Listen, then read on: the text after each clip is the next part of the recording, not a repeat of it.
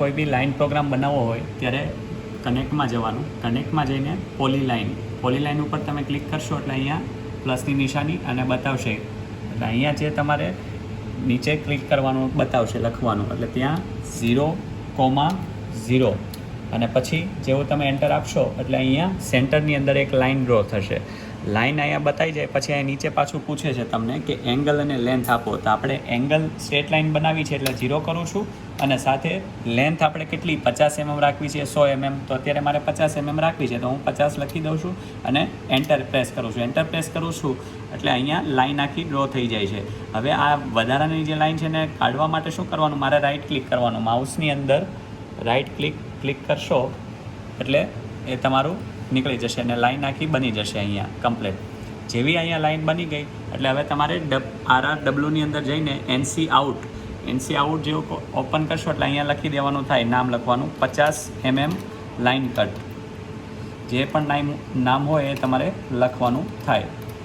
સેવ option પર click કરશો એટલે સેવ થઈ જાય. ફરીવાર હવે જ્યારે પ્રોગ્રામ રન કરવાનો NC આઉટ કે કેટલા પાસમાં ચલાવવાનું છે કે એવું પૂછશે એટલે અહીંયા જઈને ક્લિક કરવાનું થાય અને એન્ટર પ્રેસ કરવાનું થાય.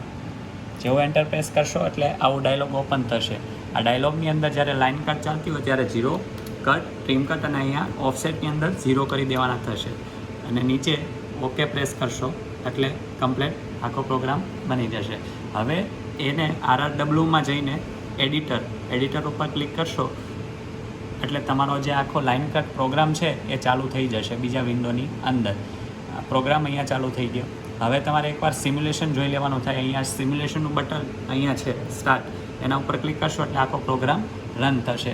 રન થઈ ગયા બાદ તમારે પ્રોગ્રામને સેવ કરવાનો થાય, સેવ એજ કરી દેવાનો થાય, લખી દેવાનો થાય 50 mm લાઇન કટ. આ મારી ફાઇલનું નામ છે.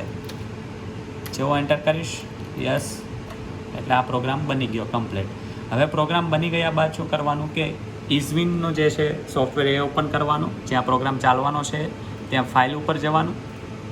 સૌથી પહેલાં આને અબોર્ટ કરી દેવાના થશે જૂના પ્રોગ્રામને. હવે ઓપન ફાઇલમાં જવાનું, ઓપન અને ડાઉનલોડ, અને અહીંયા જે 50 mmનો લાઇન કટ પ્રોગ્રામ છે એને સિલેક્ટ કરવાનો અને ઓકે બટન આપશો એટલે અહીંયા લાઇન કટ પ્રોગ્રામ તમને બતાવી દેશે કમ્પ્લીટ.